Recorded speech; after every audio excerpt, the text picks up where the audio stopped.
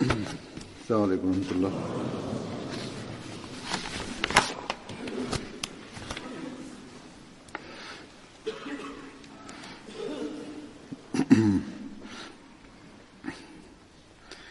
أشهد أن لا إله إلا الله وحده لا شريك له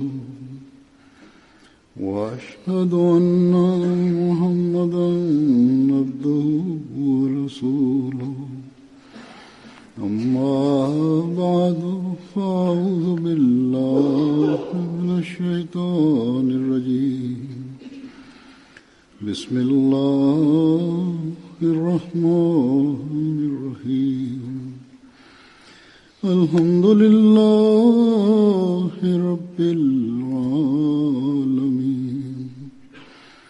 الرحمن الرحيم مالك يوم الدين إياك نعبد وإياك نستعين اهدنا الصراط المستقيم صراط الذين أنعمت عليهم غير المغضوب عليهم ولا الضالين.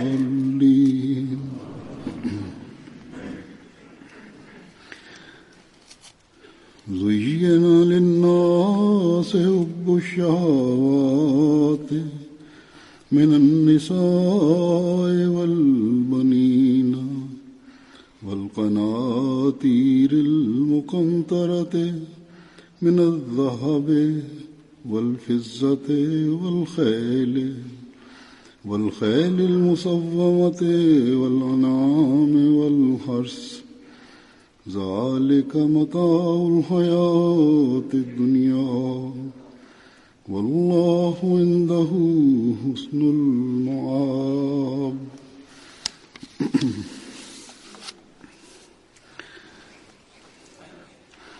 इस आयत का तर्जुमा यह है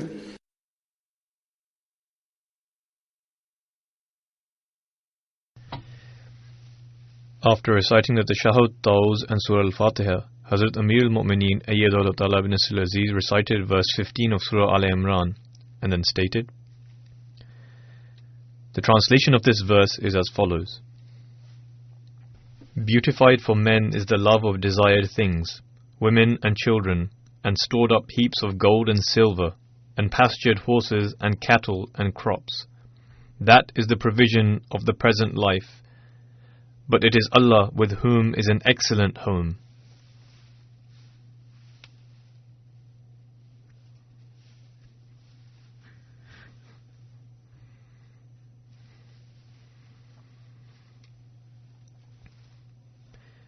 This is the outline which Allah the Exalted has given, and this is how He has described the state of those who abandon God the Exalted. The acquisition of this world becomes their only goal. When man forgets Allah the Exalted, he is seized by Satan.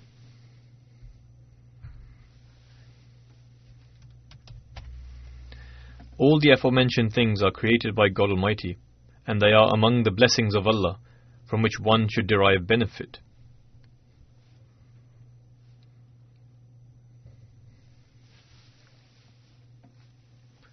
The promised Messiah ﷺ has also made it very clear to us that it would be wrong to cut oneself off from matters pertaining to this world. It is necessary to marry, which constitutes to Sunnah, i.e. the practice of the Holy Prophet ﷺ. Then there are other such deeds which the companions of the Holy Prophet ﷺ used to act upon. Some of the companions had properties worth tens of millions. However, they were never inclined towards this world, nor were they engrossed in its pursuits.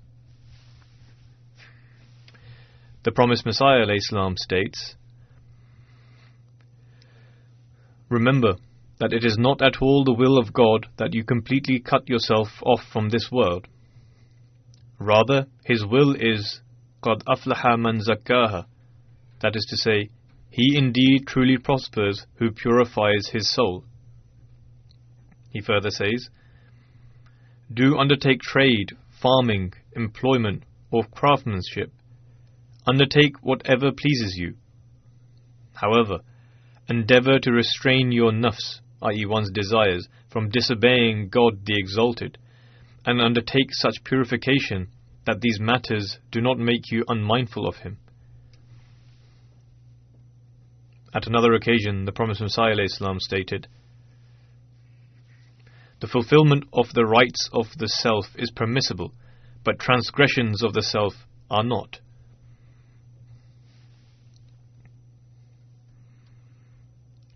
Thus, a believer should always keep these words before him, so that the love of material objects do not grow to such an extent that it makes one forget God. Allah the Almighty stated in this aforementioned verse that زُيِّنَ لِلنَّاسِ حُبُّ الشَّهَوَاتِ, i.e. beautified for men is the love of desired things.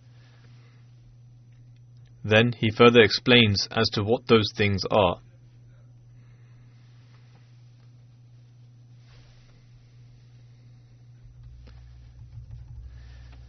Such people do not merely require these objects to survive. Rather, the people being mentioned here are those individuals who are engrossed in the love of this world and are only concerned about acquiring these material objects. Shahwat means an intense desire or yearning for something, and a constant worry regarding it.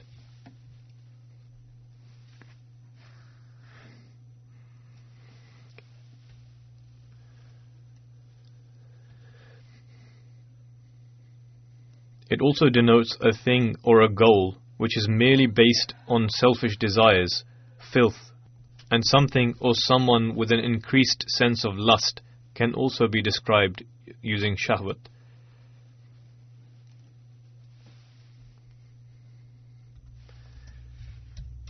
Thus, when Allah the Almighty states in the aforementioned verse that the desire of such things has been placed in the hearts of people, it does not signify that this love and desire comes from Allah. It does not refer to the desire of availing these blessings of God Almighty. Rather, these objects are from Satan. This is not a general desire, liking or beauty. Rather, the desire and longing for this beauty is to that extent whereby a person becomes restless in order to acquire it.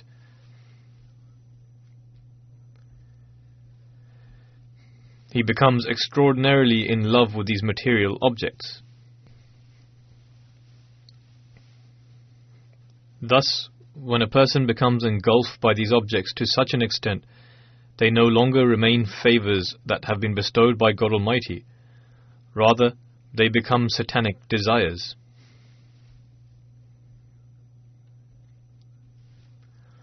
A person then utilizes every unlawful method in order to acquire them. As a matter of fact, it becomes incumbent upon him to act in this manner. This is something we commonly observe amongst worldly people. For the sake of acquiring wealth, worldly statuses, and for the sake of having unlawful relationships with women, these people cross all bounds. Even if they marry, they do so in order to acquire wealth. They desire to find a wealthy wife. Similarly, in other engagements, they merely desire worldly gains.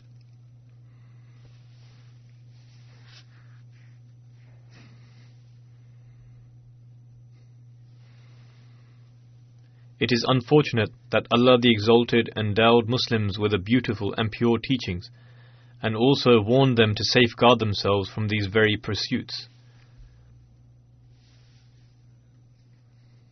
He warned not to permit the acquisition of these desires to become the purpose of one's life, as they are temporary worldly provisions. Instead, one should be mindful of one's own condition, as they will ultimately return to God the Exalted and present themselves before Him. Despite all of this, we observe that the majority of the Muslim world is engrossed in pursuing these worldly objects and have forgotten the purpose of their creation. Scholars, as well as leaders and every other person who finds the opportunity, tries to acquire these worldly provisions in one way or another.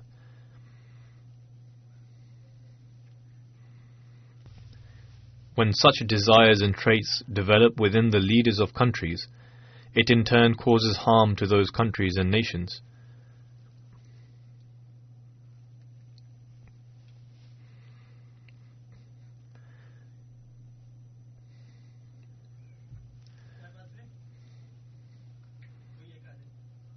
Presently, the reason why the Muslim countries are in disarray is because the description used by God Almighty to describe those who are distant from religion and worldly people in general is the exact condition of the Muslims of today. In order to accumulate wealth, leaders acquire a seat in the government by raising slogans of serving the general public. However, after this, they snatch everything away with their two hands in a manner which is beyond comprehension. The scholars are less concerned about the religious and moral education of the general public. Rather, their real objective is to make the general public follow them in the name of religion, and by acquiring a seat in the government, exploit the government by accumulating wealth and properties. They cry out the name of Allah. However, their actions do not display the slightest fear of Allah the Exalted. In Pakistan, we commonly observe these conditions. Muslim leaders are butchering their own Muslim citizens as if they were mere carrots and radishes.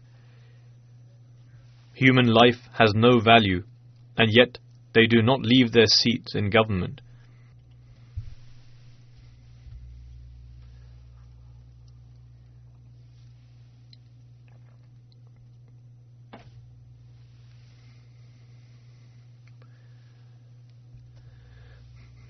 This is happening in several countries, and their desire is to keep hold of their seats in government, manifest their authority, and also to continue amassing wealth.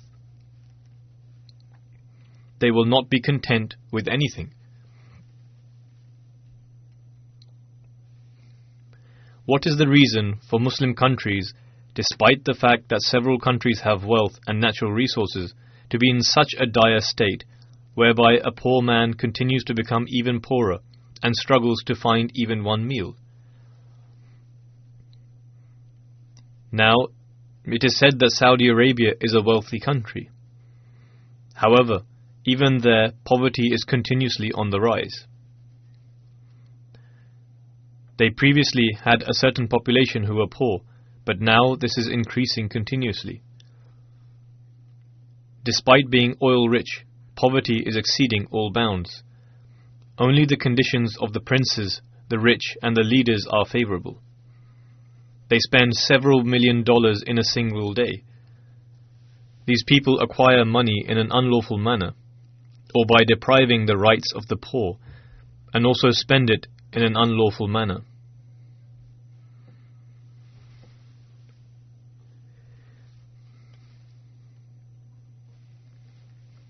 May Allah the Exalted grant wisdom to these leaders, kings, and all these people who are embezzling, so that instead of accumulating wealth, they become those who utilize and spend their wealth in the correct manner.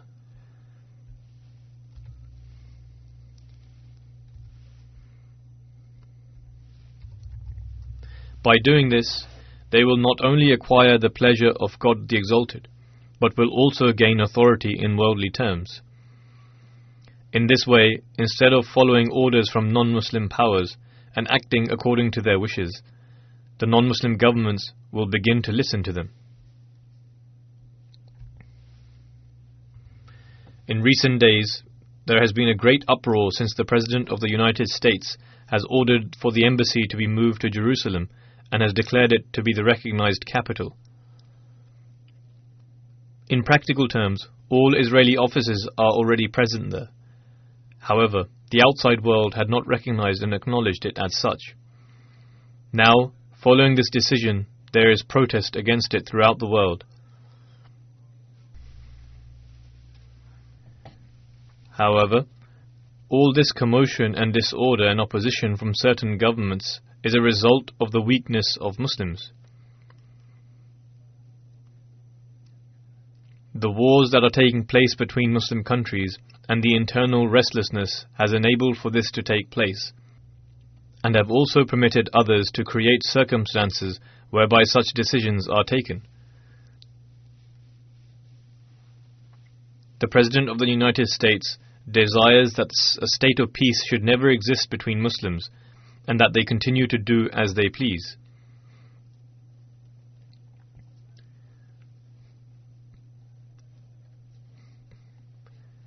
Saudi Arabia has now declared that this decision of the American president is not acceptable at all. A few days ago, however, they were agreeing to every word of theirs. They supported the decision against Iran. However, at that time, they should have stopped them and said that they will support every Muslim country and will therefore not tolerate any action taken by any superpower against a Muslim country.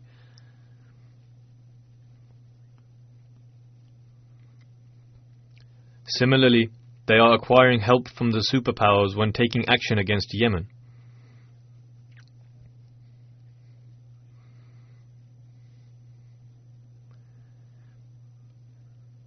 They took aid from the United States and agreed with everything they said for the sake of manifesting their authority and in order to exert their influence across that region.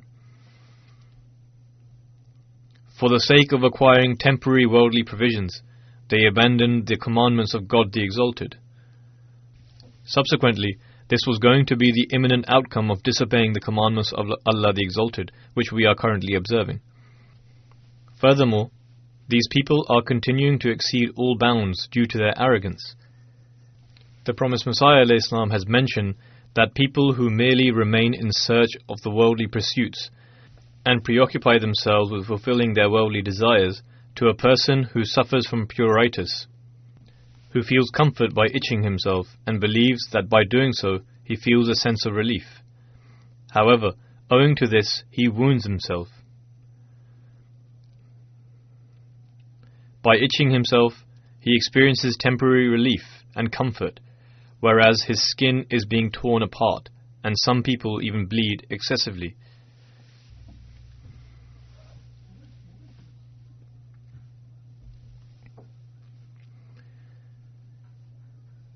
Thus, those things which a person desires beyond his need subsequently become the means of creating unrest. Those people believe that their strength is increasing, or that their following is growing. However, they are in fact bleeding only themselves. On top of that, they are also incurring the displeasure of Allah the Exalted. God has mentioned this subject in another place in the following manner. اعلموا أنما الحياة الدنيا لعب ولهو وزينة وتفاخر بينكم وتكاثر في الأموال والأولاد كمثل غيث أعجب الكفار نباته ثم يهيج فتراه مصفرا ثم يكون حطاما وفي الآخرة عذاب شديد ومغفرة من الله ورضوان وَمَا الْحَيَاةُ الدُّنْيَا إِلَّا مَتَاعُ الْغُرُورِ. That is, know that the life of this world is only a sport and a pastime and an adornment and a source of boasting among yourselves and of rivalry in multiplying riches and children. This life is like the rain the vegetation produced, whereby rejoices the tillers. Then it dries up, and thou seest turn yellow. Then it becomes broken pieces of straw. And in the hereafter there is a severe punishment, and also forgiveness from Allah and His pleasure. And the life of this world is nothing but temporary enjoyment of deceitful things.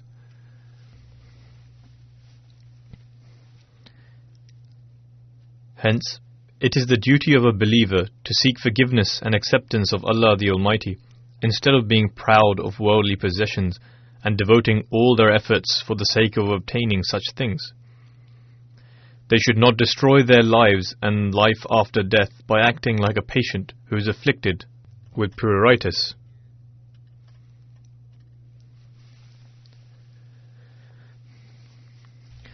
While speaking about the provisions and condition of this worldly life, in one of the gatherings, the promised Messiah ﷺ stated,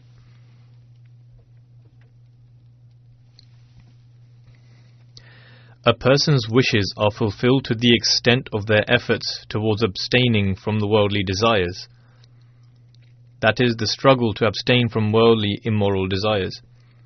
The promised Messiah ﷺ further says, "There is a fire in the heart of those who wish to abstain from obtaining worldly objects, and they are engulfed in this predicament. One can only find contentment in this world by removing this constant struggle for obtaining material possessions. One should not chase after worldly pursuits beyond that which is necessary to survive." The promised Messiah ﷺ says, "Once a man was riding a horse. He saw a beggar who was wearing clothes that barely covered him. The horseman asked the beggar, 'Good sir, how are you?' The beggar's response was, 'If all the desires of a person have been fulfilled, what would be their condition?' The horseman was astonished at this response and asked, 'How can all your desires be satisfied?' The beggar responded, 'When one renounces all their desires, then it is as though they have attained them all." The promised Messiah ﷺ says, "In short, when a person wants to obtain everything, then it becomes a source of discomfort for them. However, when someone is content and forsakes everything, then it feels as if they have obtained everything." The promised Messiah ﷺ says, "Deliverance and salvation is when a person feels joy and not sorrow. A life of distress is not good in this life or the next." He further says, "This life will nevertheless come to an end, because it is akin to pieces of ice. Even if you keep it secure in cases and protect it by wrapping it in clothes, it will continue to melt." The promised Messiah ﷺ shared this example of ice in comparison to life, as it also diminishes accordingly. He continues by saying, "Similarly, one can plan as much as possible to live on, but the truth of the matter is that life will come to an end, and with the passing of each day, it diminishes. There are many doctors and physicians in the world, but no one can ever prescribe a medicine to live forever. No one can prescribe a medicine to gain eternal life or live up to a certain age." The promised Messiah ﷺ says, "When people reach an old age, certain people visit them, and in order to make them happy, they say, 'Your age is not much at all. It is only 60 or 70 years. This is not old age.' They say such things, but actually these are all transient things." The promised Messiah ﷺ says, "The desire to live traps man in the deception of the self. We see in the world today that on average, after the age of 60 years, people's abilities dissolve completely. Anyone who lives to reach the age of 80 or 82 and their faculties remain unimpeded should consider themselves to be fortunate. However, in most cases, one's faculties are reduced significantly. Others do not entertain their suggestions, i.e. people refrain from asking their suggestions, and their ability to see reason and the general perception is overall hampered. Some elderly people like this are subjected to cruelty by their wives, as some forget to feed them occasionally. Members of the household do not treat them in a good manner." The promised Messiah ﷺ says, "Human beings are careless during their adolescent years and forget about death. Likewise, the one in power thinks that this state of power will last forever." The promised Messiah ﷺ further states, "He continues to commit evil deeds, and eventually, when he comes to the realization of his deeds, he is unable to do anything about it. Hence, we should see the years of one's youth as a treasure." Sat in the gathering was a Hindu by the name of Sharampat. Whilst addressing him, the promised Messiah ﷺ explained, "Of all the desires you harbored in your life, some would have come to fulfillment, but observe how their reality was like that of a bubble which vanished instantly, leaving you empty-handed. When a man spends his early life in comfort, he eventually encounters difficulties that are of no benefit to him, and instead fill him with grief. What a wise man can deduce from this is that one should learn to live in the present, and recognize the need of the time, and act accordingly.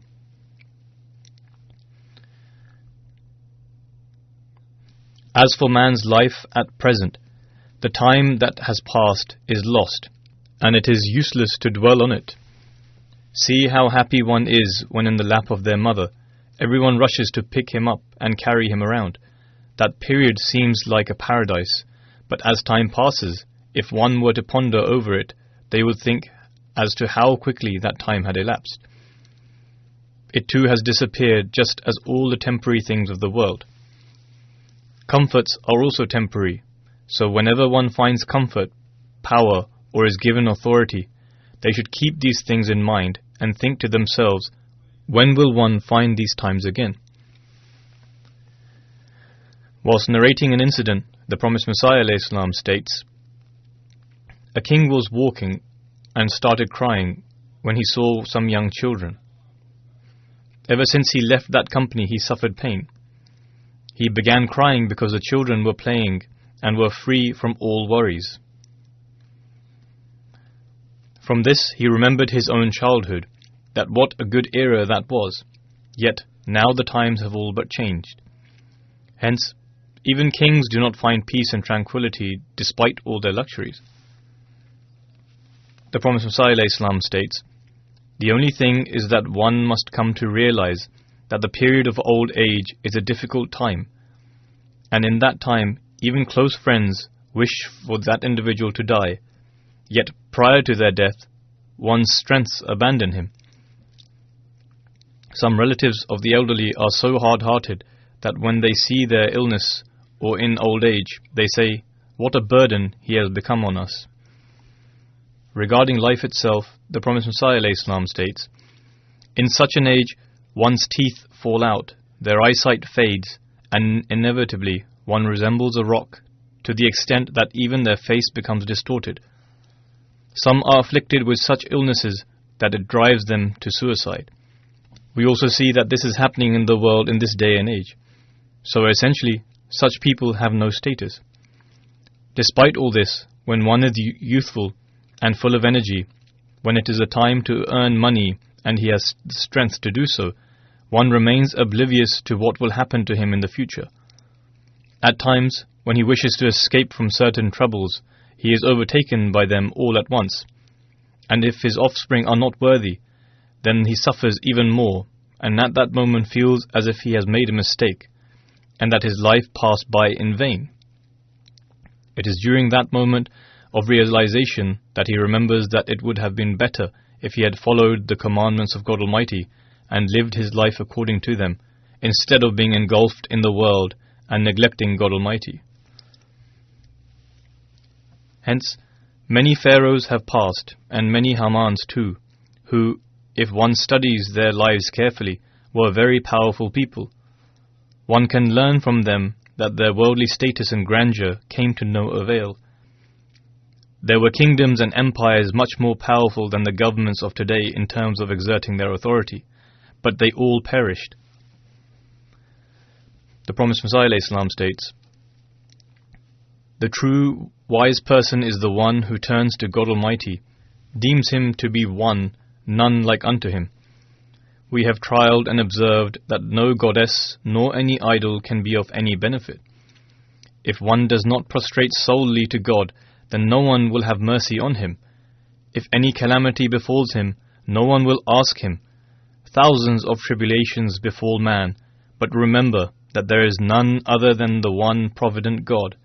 It is He who pours love in the heart of a mother, and if He did not create the heart, then they would not be able to raise their children. Therefore, do not take any partners with Him. This is what the promised Messiah ﷺ advised that Hindu.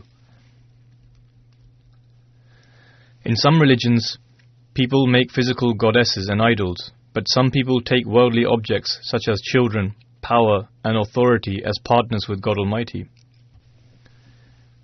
Then there are friendships, or like the example I gave, that some nations wish to seek the protection of other powerful nations.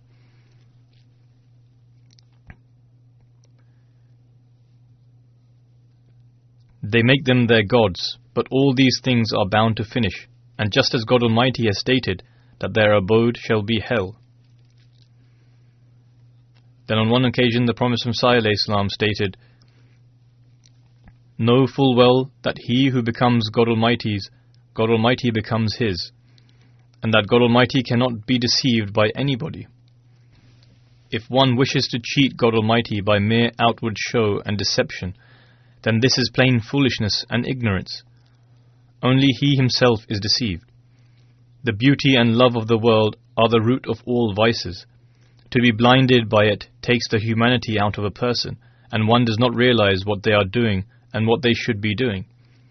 Just as a wise person cannot fall into the deceit of others, how then can God Almighty be deceived by anyone?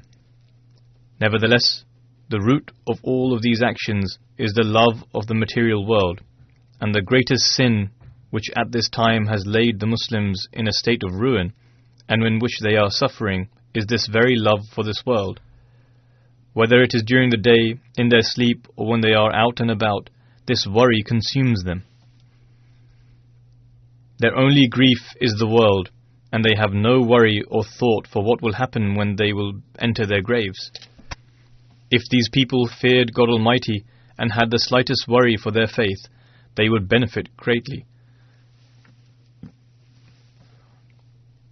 Thus, it is the duty of a believer to worry about his state in the hereafter and attaining God Almighty's love, instead of being engrossed in the concerns of the world.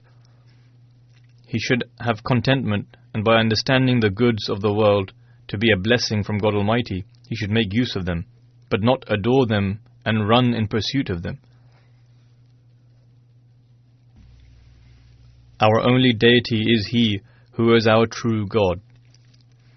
A believer should love God Almighty the most, and it is the love of God which brings about righteousness and contentment in man. God Almighty Himself has told us that the sign of a believer is that they are the foremost in the love of God Almighty. He says, وَالَّذِينَ آمَنُوا أَشَدُّ حُبًّا لِلَّهِ, that those who believe are stronger in their love for Allah.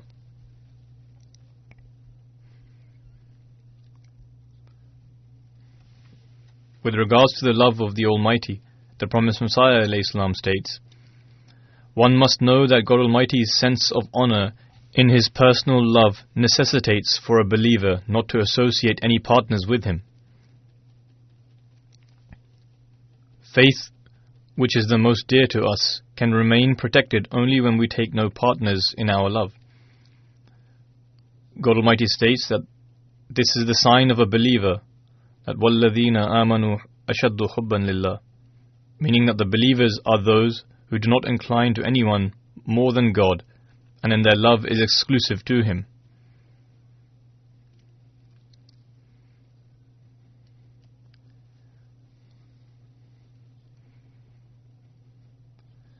Whoever gives this right to others will be destroyed.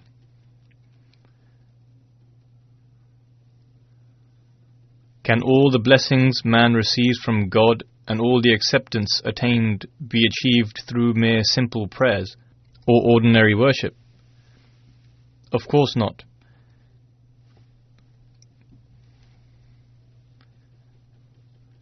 In fact, it is only attained through the unity in one's love and losing oneself in the love of God. Whoever becomes His remains His. In His path they sacrifice all others by their own hands. I myself know full well the reality of this pain which is felt when one is snatched away from their beloved, who they love to their utmost.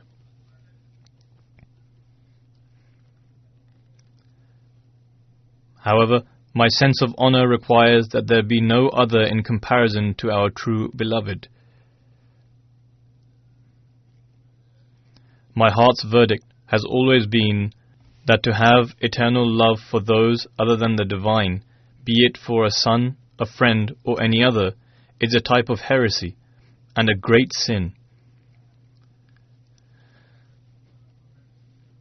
through which there is a risk of losing faith if the divine blessings and mercy do not save one from it. It is the mercy and grace of God that provides such occasions. If not, then faith goes to waste.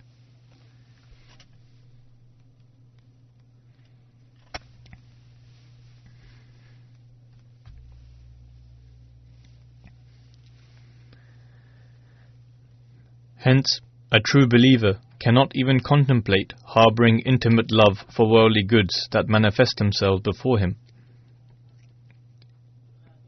It is incumbent upon a believer to make advancement in his righteousness and to develop contentment. This is why the Holy Prophet ﷺ said to become a muttaqi, i.e. a righteous person, and the most devoted in worship. Only then will God Almighty's love and fear develop in the hearts, and only then will man be able to fulfill the rights of the worship of God Almighty. It is the duty of a true servant to develop contentment. The Holy Prophet ﷺ said that if you develop contentment, then you will be grateful, and man is the most thankful to God Almighty as he should be.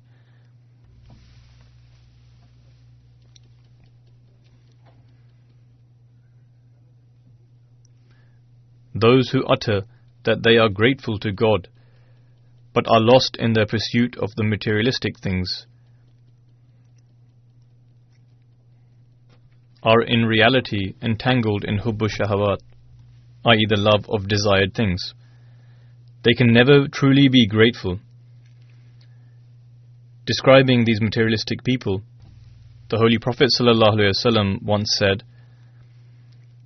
"If the son of Adam had a valley full of gold, he would like to have 2 valleys. Yet nothing can satisfy his desires until he enters his grave. Only when he lays in his grave will his greed end."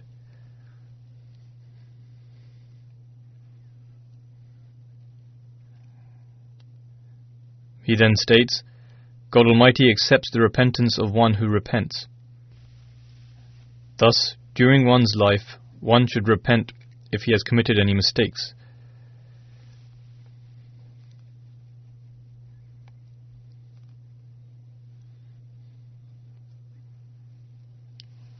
Whilst explaining the level of contentment of a believer, the Messenger of Allah ﷺ says, "He who spends his morning with contentment and in physical health, and he has a day's food, it is as if he has gained the whole world and all its comforts."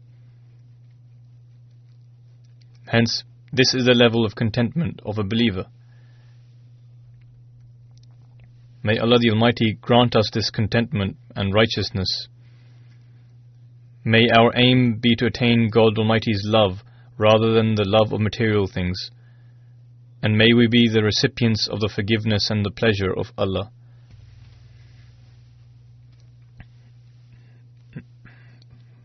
After this, I would like to draw attention towards a prayer.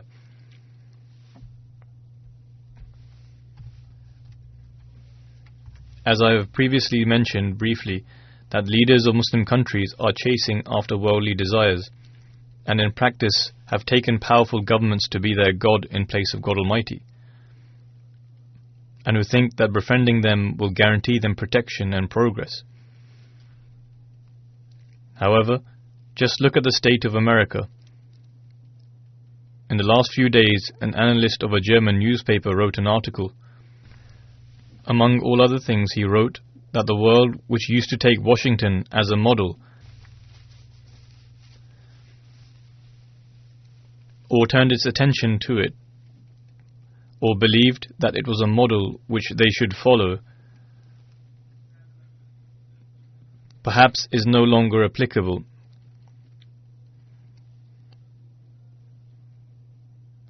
He writes that this is because Beijing, the capital of China, has become the model in place of it. America has lost its reputation and status.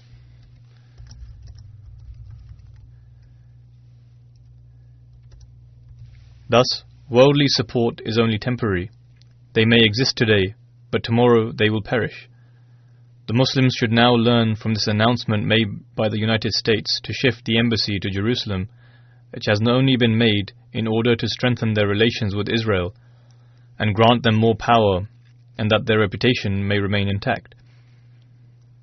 However, when a decline is ordained by God Almighty, then worldly relations and pacts cannot be of any avail. It seems perhaps as if this has begun with these powers, especially America.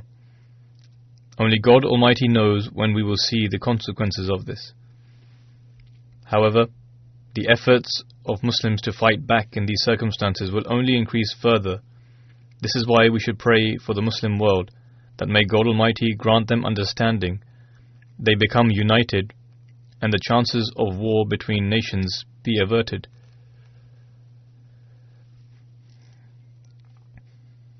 Furthermore, the fighting between Muslim nations, where thousands, and according to some surveys hundreds of thousands of lives are lost, may Allah grant them understanding and enable them to live as one nation. May He end these disputes so that the enemies of Islam do not take any benefit. Most of all, we must pray that the Muslims accept the promised Messiah and Imam Mahdi sent by God Almighty, with whom, if they attach themselves, can establish peace between themselves and in the world at large.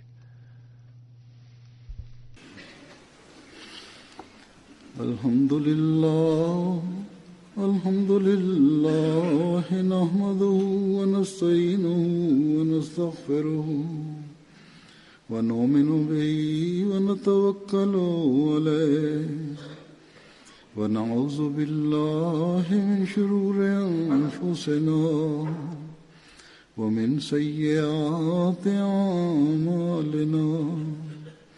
من يهده الله فلا مضل له ومن يضلل فلا هادي له ونشهد أن لا إله إلا الله ونشهد أن محمدا عبده ورسوله. عباد الله رحمكم الله، إن الله يأمر بالعدل والإحسان وإيتاء ذي القربى وينهى عن الفحشاء والمنكر والبغي يعظكم لعلكم تذكرون. اذكروا الله يذكركم وادعوه يستجب لكم ولذكر الله أكبر.